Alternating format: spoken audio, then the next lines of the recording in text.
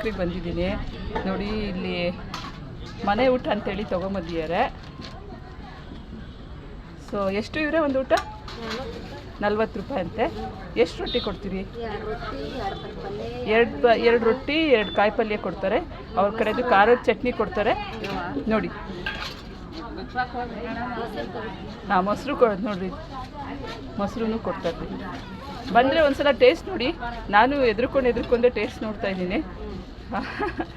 ಅವರು ಲಿಂಗಾಯತರು ಅದಾರ, ಅದಕ್ಕೆ ನಾನು ಲಿಂಗಾಯತ ಅಂತ ಹೇಳಿ ಅವ್ರ ಹತ್ರಕ್ಕೆ ತೊಗೊಳ್ತಾ ಇದ್ದೀನಿ.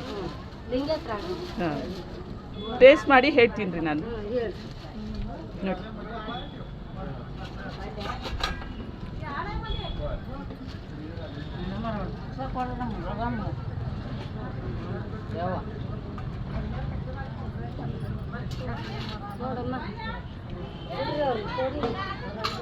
ಇದ್ರಿ ನಾನು ಇನ್ನೂ ಏನೂ ತಿಂದಿಲ್ಲ. ಶುಗರ್ ಪೇಷಂಟು, ಒಂಚೂರು ಹಾಕಿ ತಿನ್ನುವ.